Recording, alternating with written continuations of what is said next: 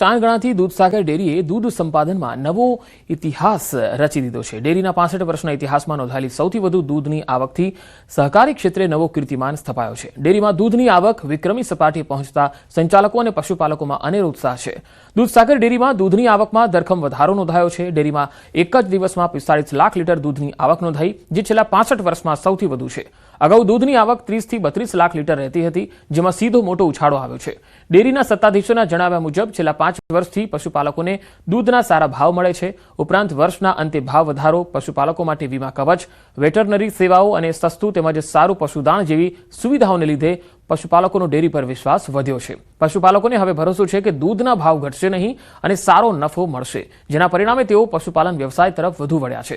દૂધ સંપાદનમાં આ ઐતિહાસિક સિદ્ધિ હાંસલ થઈ છે। જે 65 વર્ષના ઇતિહાસમાં સૌથી વધુ દૂધ મહેસાણા ડેરીમાં આવી રહ્યું છે। હાલમાં કેટલું નોંધાઈ રહ્યું છે? ગઈકાલનું દૂધ લગભગ 45 લાખ લીટર જેવું દૂધ દૂધસાગર ડેરીમાં આવ્યું છે। અહીંનું અને અન્ય રાજ્યનું મળીને 45 લાખ લીટર દૂધ દૂધસાગર ડેરીમાં સંપાદન થયું છે।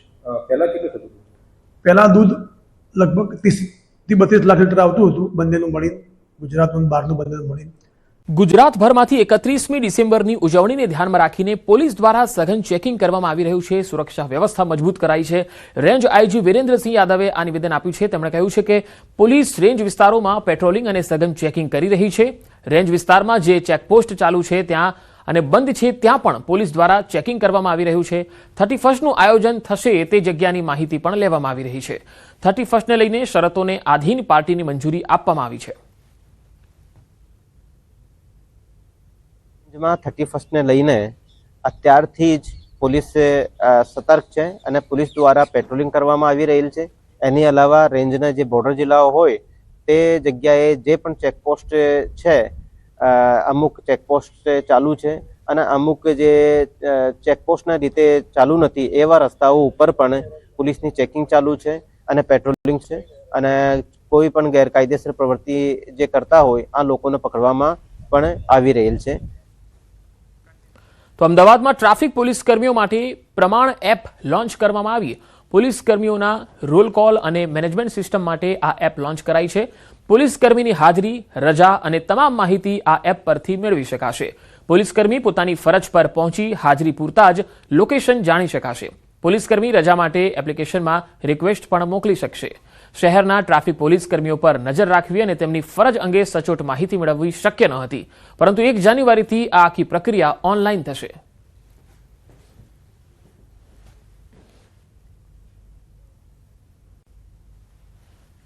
જ્યારે કોઈ પોલીસ કર્મચારી આપણા ડ્યુટી પોઈન્ટ ઉપર જશે તો આ પહોંચ્યા પછી પોતાના મોબાઈલમાં આ એપ મારફતે એ આપણા પંચ ઇન કરશે। એની જે લાઈવ લોકેશન ગૂગલની છે એ સર્વરમાં જશે। એવી જ રીતે જ્યારે ડ્યુટી પૂર્ણ કર્યા પછી એ પછી આપણા લોગ આઉટ કરશે અને એની લોકેશન સર્વરમાં જશે। એનાથી એના જે 8 કલાક ડ્યુટી કરવાની છે એના આપણે કહી શકાય કે આપણે મોનિટર સ્ટ્રોંગલી કરી શકીએ। તો 31 ડિસેમ્બરની ઉજવણીને લઈને અમદાવાદ પોલીસ સજ્જ બની છે। 9040 પોલીસ જવાનો સાથે હોમગાર્ડ જવાન પણ તૈનાત રહેશે। ડીસીપી, એસીપી, પીઆઈ કક્ષાના અધિકારીઓ પણ જોડાવાના છે। શહેરમાં 63 નાકાબંધી પોસ્ટ અને 14 ચેકપોસ્ટ ઊભી કરવામાં આવશે। 71 સી ટીમ મહિલાઓની સુરક્ષા માટે પેટ્રોલિંગ કરશે, તો નશાકારક પદાર્થોની હેરાફેરી પર પણ બાજ નજર રાખશે। 443 બ્રેથ એનાલાઇઝરનો ઉપયોગ કરી નશો કરીને આવતા વાહન ચાલકો વિરુદ્ધ કાર્યવાહી કરાશે। ભીડભાડવાળા વિસ્તારોમાં ટ્રાફિક નિયમન માટે જાહેરનામું પણ પ્રસિદ્ધ કરાયું છે। 443 જેટલા બ્રેથ એનાલાઇઝરનો ઉપયોગ કરીને ડ્રંક એન્ડ ડ્રાઈવના કેસો માટે પોલીસ તૈનાત કરવામાં આવી છે।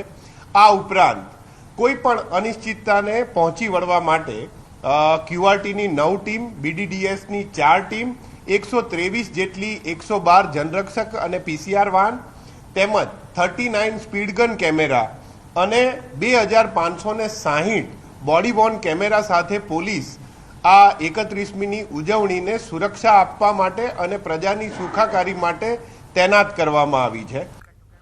31ને લઈને વલસાડ જિલ્લા પોલીસ એલર્ટ મોડ પર છે। રાજ્યની બોર્ડર પર ચુસ્ત પોલીસ બંદોબસ્ત ગોઠવવામાં આવ્યો છે।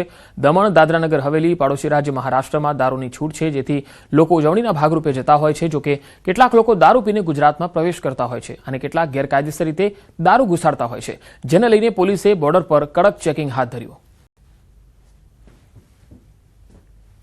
31 ને લઈ વલસાડ જિલ્લાની પોલીસ પણ એલર્ટ મોડ પર છે અને જિલ્લામાં તમામ વિસ્તારોમાં છે સઘન પેટ્રોલિંગ અને પોલીસ પહેરો ગોઠવવામાં આવ્યો છે. જોકે સૌથી વિશેષ કાર્યવાહી છે રાજ્યને સ્પર્શતી જે આંતરરાજ્ય ચેકપોસ્ટો છે ત્યાં આગળ વર્તવામાં આવી રહી છે અને પોલીસ પહેરો ગોઠવવામાં આવી રહ્યો છે.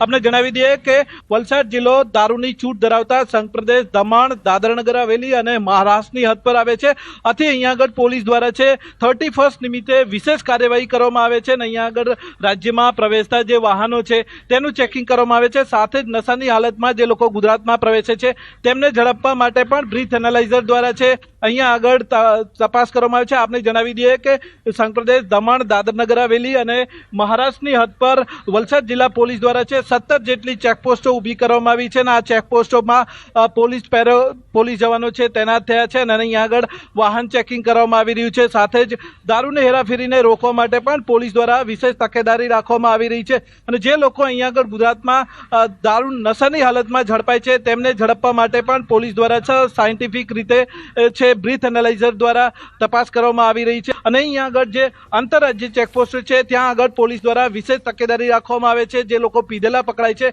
તેમના માટે પણ પોલીસ સ્ટેશનમાં રાખવા અને ત્યાં આગળથી અન્ય કાર્યવાહી કરવા માટે પણ પોલીસ દ્વારા વિશેષ જે પ્લાન તૈયાર કરવામાં આવ્યો છે. વલસાડ જિલ્લામાં 31 ને લઈને વલસાડ જિલ્લા પોલીસ આ વખતે એલર્ટ મોડ પર છે. ભરતસિંહ વાઢેર, ન્યૂઝ 18 ગુજરાતી, વાપી.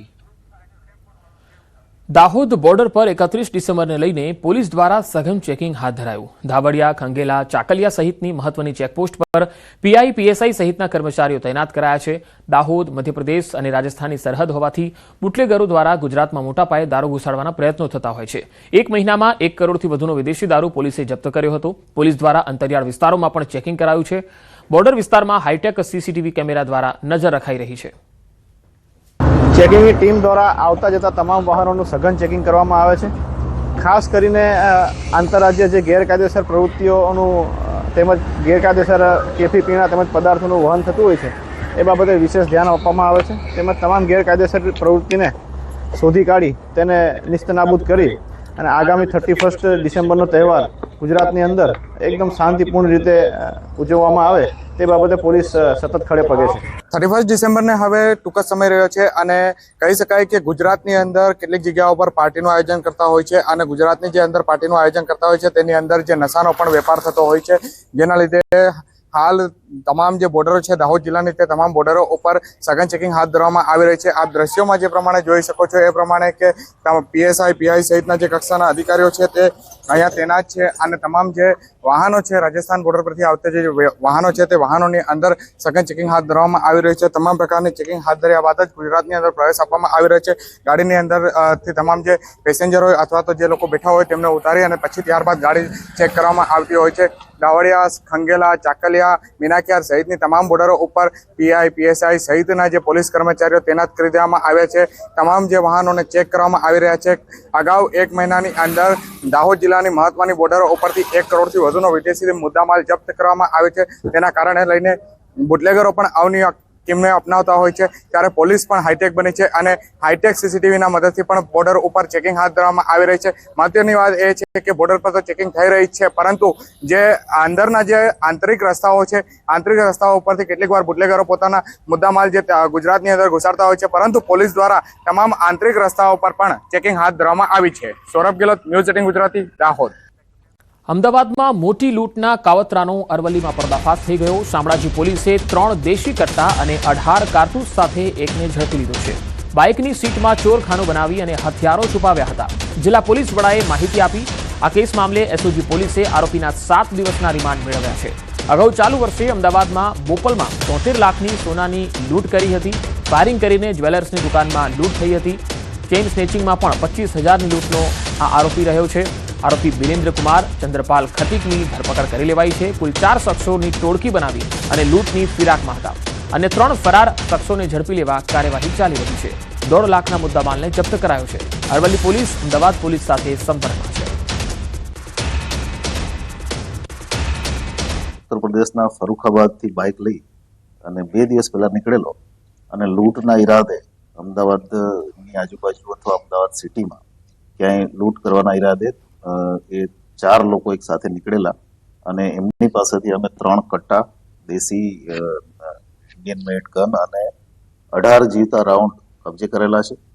આરોપીનું ઇન્ટ્રોગેશન અત્યારે ચાલુ છે અને કોર્ટ પાસેથી 7 દિવસના રિમાન્ડ પણ લીધા છે અને અન્ય આરોપીઓ એમાં પકડવાની કાર્યવાહી માટે એસઓજી દ્વારા તપાસ ચાલી રહી છે અને અલગ અલગ ટીમો અન્ય આરોપીઓ પકડવા માટે અલગ અલગ જગ્યાએ અત્યારે કાર્યવાહી કરી રહી છે.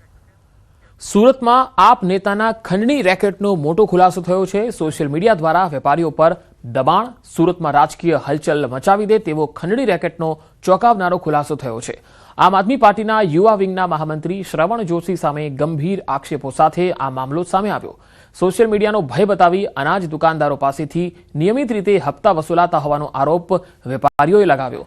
આ સમગ્ર મામલે શ્રવણ જોશીના નજીકના સાગરીત સંપત ચૌધરીનો એક વિડીયો હાલ સોશિયલ મીડિયા પર વાયરલ થયો, જેમાં તે પીળી ટી શર્ટમાં રોકડ રકમ સ્વીકારતો સ્પષ્ટ રીતે દેખાય છે. વેપારીઓએ હિંમત બતાવીને લાઈવ વિડીયો ઉતાર્યો, જે હવે મહત્વપૂર્ણ પુરાવા તરીકે સામે આવ્યો.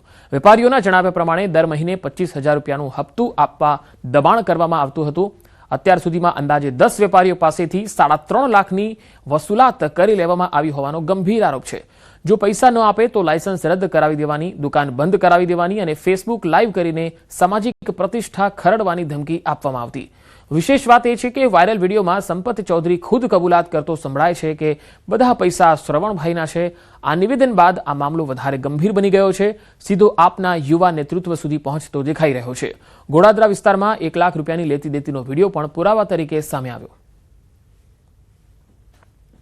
આજે સસ્તા અને દુકાનોવાળાનો સંપર્ક કરે કે ભાઈ તમારે આ જે વિડીયો બનાવવાની પેલીમાંથી બચવું હોય તો તમારે દર મહિને 25,000 રૂપિયા આપવો પડશે, એવું દુકાને જઈને કહેતો હતો. ત્યારબાદ આ લોકોના એસોસિએશનવાળા તૈયાર થયા અને પછી નક્કી કર્યું કે ભાઈ એક સાથે એમ કે આપી દઈએ તમને પૈસા. કેટલા આપવાને 3.5 લાખ રૂપિયા માગ્યા અને ત્યારબાદ જે નિલેશ મોરે કરીને જે છે એની પાસેથી અને એનો જે બદરી કરીને જે વચ્ચેથી હતો જે આ લોકોનો જ માણસ હતો કે જે સસ્તા અનાજની દુકાનવાળાનો, અને એની પાસેથી આ લોકોએ લાખ રૂપિયા લીધા હતા ને બીજા ભવિષ્યમાં લેવાની એ લોકોની ડીલ થઈ હતી.